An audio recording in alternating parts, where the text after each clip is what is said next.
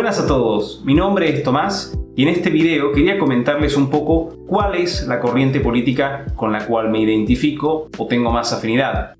Me gustó la propuesta de hacer este video por dos motivos. Les sirve a ustedes para poder entender y juzgar mejor el contenido del canal y me sirve a mí para no ser vinculado con ideas con las cuales no comulgo. Especialmente teniendo en cuenta de que voy a continuar subiendo videos sobre diferentes corrientes políticas que en muchos casos no me agradan para nada. En una conversación informal suelo definirme como un liberal conservador o como alguien situado en el ala conservadora del liberalismo. Una etiqueta simple que suele cumplir su función. Pero si me dan más tiempo de desarrollar una postura en profundidad, presentaría un esbozo de diferentes autores y conceptos que me parecen muy interesantes y que intento articular hace ya un tiempo. Voy a intentar armar un hilo teórico y al final del video les comparto mis reflexiones. Voy a comenzar por un autor que puede llamar la atención, Pierre-Joseph Proudhon, uno de los padres del anarquismo y una figura muy importante en los debates del socialismo decimonónico. Me interesa sobre todo el pensamiento político que desarrolló al final de su vida y que recomiendo que lean específicamente del libro Escritos Federalistas de la editorial Akal. En el principio federativo, Proudhon explica que el orden político descansa en dos principios contrarios, la autoridad y la libertad. Argumenta que ninguno de estos polos se puede eliminar y que inevitablemente debemos pensar en un sistema híbrido que logre articular de manera satisfactoria estos dos elementos.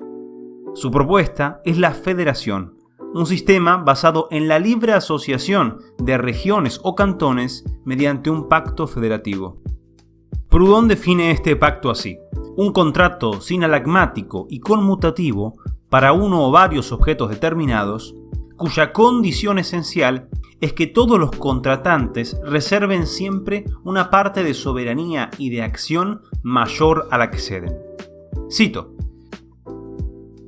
en resumen, el sistema federativo es el opuesto al de jerarquía o centralización administrativa y gubernamental, por el que se distinguen ex aequo las democracias imperiales, las monarquías constitucionales y las repúblicas unitarias. Su ley fundamental, su ley característica, es la siguiente.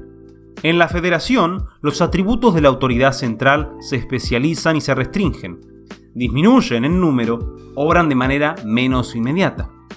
En los gobiernos centralizados, por el contrario, las atribuciones del poder supremo se multiplican, se extienden, se ejercen de una manera más inmediata y van haciendo entrar en la competencia del príncipe los asuntos de las provincias, de los municipios, de las corporaciones y de los particulares. De aquí esa enorme presión bajo la que desaparece toda libertad, no solo la municipal y provincial, sino también la individual y nacional. Crítico del continuo centralismo y absolutismo del Estado contemporáneo, Proudhon ve necesario cambiar radicalmente la estructura del poder. Su propuesta es un sistema político contractual y descentralizado donde se respete la identidad y la autonomía de cada región o cantón. Además de regir hacia adentro, el sistema federativo rige hacia afuera. Italia, por ejemplo, sería un conjunto de regiones confederadas donde el único rol de la autoridad central sería ser vigilante y garante del pacto federativo, y a su vez Italia podría federarse con otras confederaciones. Proudhon no creía posible que exista una confederación europea, pero sí creía posible y deseable que Europa sea una confederación de confederaciones. El sistema federativo busca la unidad dentro de la diversidad, construir una sociedad de sociedades, no culturalmente homogénea, pero sí culturalmente compatible, un requisito interesante. Puede surgir la pregunta de si Proudhon es un confederalista, un federalista o un descentralista. La respuesta es complicada porque él no fue muy riguroso en sus términos y a veces hasta los usa de sinónimos. Digamos que es un poco de los tres.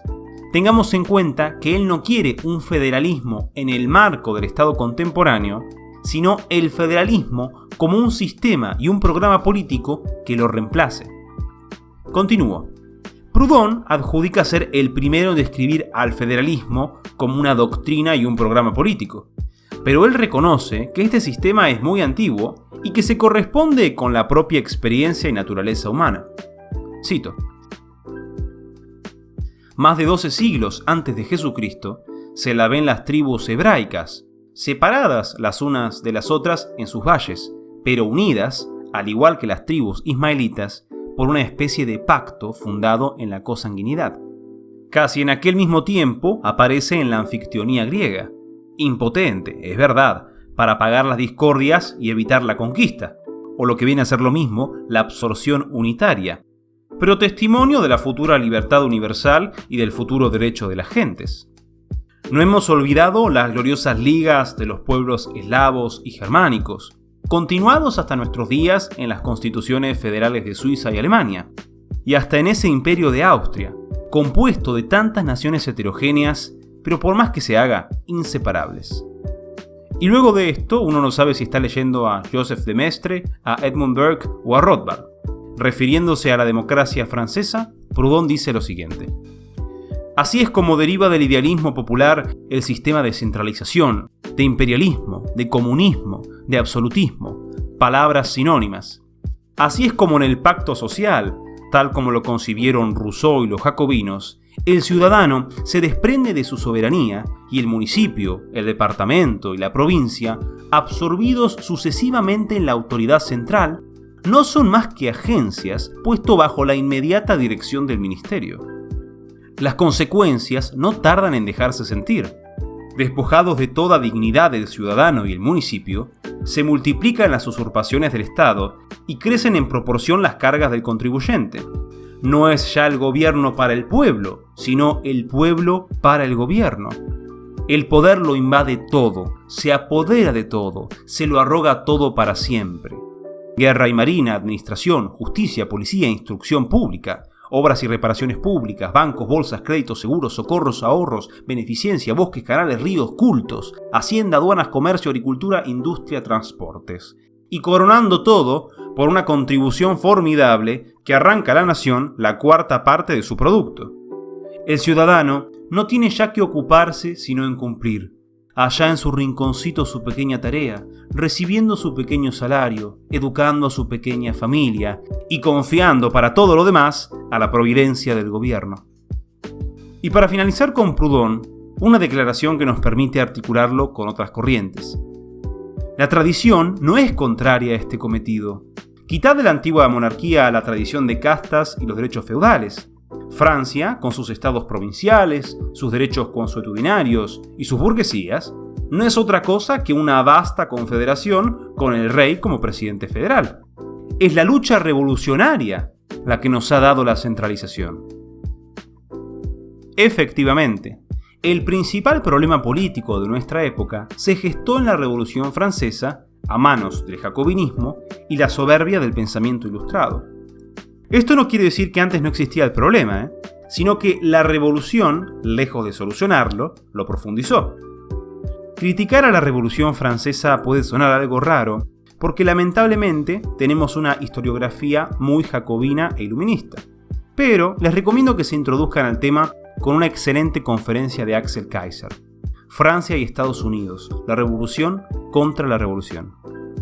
Los jacobinos no se conformaron con reformar las cosas malas de la época. Tenían la ambición de construir una civilización desde cero, lo que llevó al primer régimen totalitario de Occidente, un régimen basado en el terror. Los moderados fueron guillotinados y a los rebeldes los masacraron, incluso con exterminios premeditados, como en la Vendée, donde mataron hasta niños. Estos bolcheviques perfumados, en su esfuerzo por eliminar la identidad histórica y cultural de Francia, impusieron una nueva religión, el culto al Estado, cristalizado en una república centralista y unitaria, una democracia degenerada, un gobierno omnipotente y un nacionalismo rancio. Olivier Vaux, jurista francés a quien recomiendo leer para conocer una teoría federalista más rigurosa, explica en un artículo muy interesante que hablar de federalismo y descentralización en Francia durante bastante tiempo era vinculado directamente con la contrarrevolución, con el antiguo régimen. Recoge una cita que es genial: Para los revolucionarios, el régimen federal es el pasado aborrecido o la revolución traicionada. Por eso no debería sorprender a nadie que se puedan encontrar críticas al Estado contemporáneo desde autores asociados al conservadurismo y al tradicionalismo. Como afirmaba Proudhon, en la historia, en la tradición, existen muchos ejemplos de un orden político más orgánico y contractual. Me gustaría referirme, por ejemplo, a Otto von Habsburg, hijo del último emperador del Imperio Austrohúngaro, quien escribió muchos libros y artículos de filosofía política.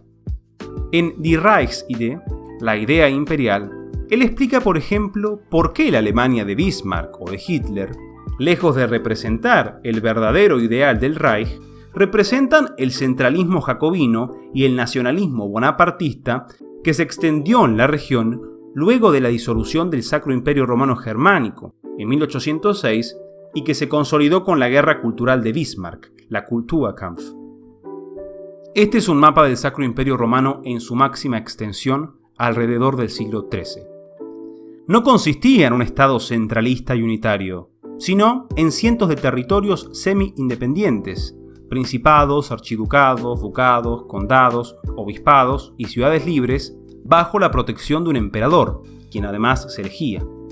La organización territorial, civil y comercial que existía en este sistema varias veces se ha llamado anárquica por su profundo carácter contractual. Recuerden, por ejemplo, la Liga Hanseática, una federación comercial y defensiva compuesta por decenas de ciudades que se extendían desde Londres hasta Novgorod, pero con especial presencia en ciudades del Sacro Imperio, como Lübeck. No existía la pretensión de homogeneizar a la población bajo un solo régimen, porque el imperio, el Reich, era un concepto supranacional, la unidad de la cristiandad en la diversidad, el Orbis Europaeus Christianus. Otto von Habsburg concluye prudentemente en su libro que incluso aunque se pudiera, la idea no es restaurar los viejos imperios, sino recuperar esos valores y principios que se han olvidado o difamado injustamente. Yo pienso lo mismo, aunque suelo hablar con entusiasmo de la Edad Media, la República Romana o las polis griegas, no es con ánimo de restaurar el pasado, sino de recuperar conceptos interesantes para los problemas del siglo XXI. Y hablando del Sacro Imperio Romano, también viene a colación la propuesta de Hans Adam II, el príncipe de Liechtenstein, quien en su libro El Estado en el Tercer Milenio también llama a reestructurar nuestro sistema político. Él propone que los estados se organicen federal o cantonalmente y que progresivamente vayan descentralizando el poder hasta el punto que el rol estatal quede reducido a coordinar la política exterior, el imperio de la ley y el acceso a la educación. Liechtenstein es un caso muy curioso, porque tiene un carácter antiestatista como ningún otro país y a su vez preserva una institucionalidad conservadora y casi medieval. En la tradición liberal podemos encontrar dos conceptos que se complementan muy bien con el hilo teórico del video: el voluntarismo de Auberon Herbert y el panarquismo de Paul-Émile Dupuy. Ambos fueron presentados en el video del anarquismo liberal y tienen un planteo similar: cuestionar la autoridad política del Estado y abogar por un sistema político más voluntario y contractual. Para ellos, tanto el poder político como los gobiernos son algo natural y necesario, pero sí cuestionan las instituciones y los mecanismos del Estado contemporáneo. Si uno afirma que la libertad es la ausencia de coacción arbitraria e ilegítima, evidentemente el Estado, el monopolio de la violencia, tiene que justificar por qué inicia la agresión contra terceros. Aunque existe un margen de coacción gubernamental que quizás puede justificarse, la mayoría de funciones del Estado no pasan esa prueba, por lo que deben tener un carácter voluntario o contractual. Y aquí entramos en un pequeño enigma. Si el Estado reduce sus competencias para ser solamente el garante de un sistema político e institucional predominantemente voluntario y contractual, ¿hasta qué punto sigue siendo un Estado? ¿Dónde está el límite entre Estado, gobierno voluntario y empresa política? Puede sonar raro y utópico, pero esto es lo que ocurre en Liechtenstein. El príncipe tiene mucho poder porque puede disolver el gobierno, Pero la gente tiene mucho poder porque entre tantos mecanismos voluntarios, el artículo 4 de su Constitución garantiza que los municipios puedan escindirse del país si así quisieran. Lo dejo para pensar y debatir. Existe algo curioso en la filosofía política, y es que al ser compleja, al cubrir tantos debates, el consenso es casi imposible.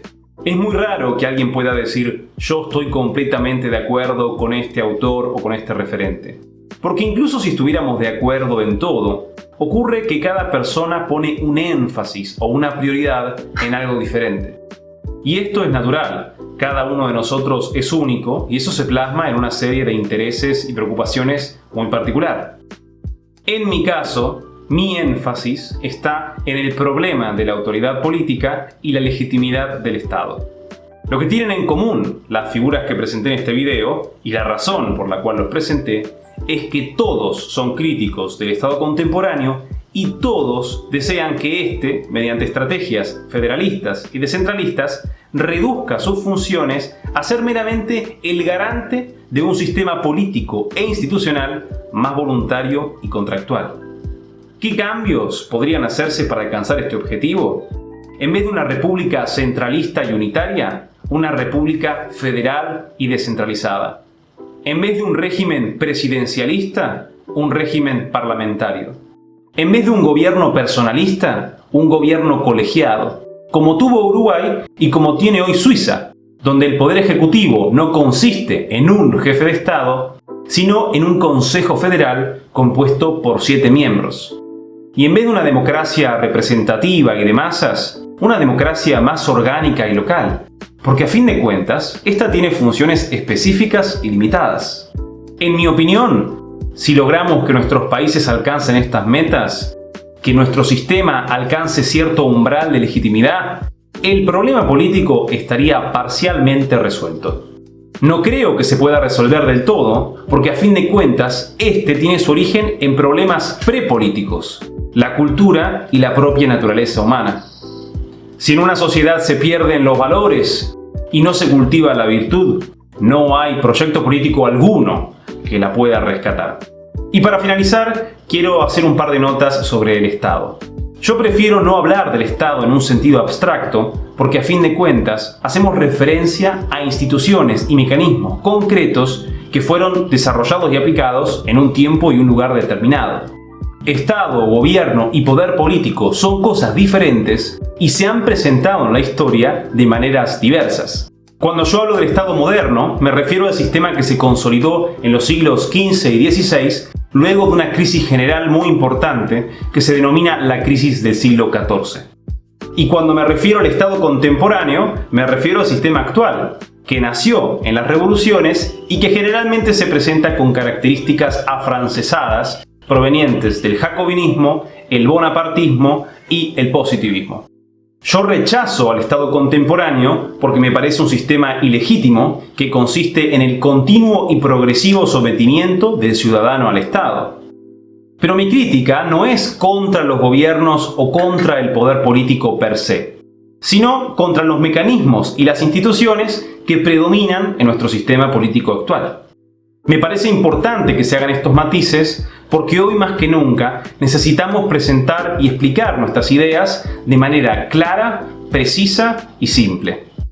Espero que les haya gustado este video, que les haya gustado este formato inusual en el canal y bueno, estaré leyendo sus comentarios.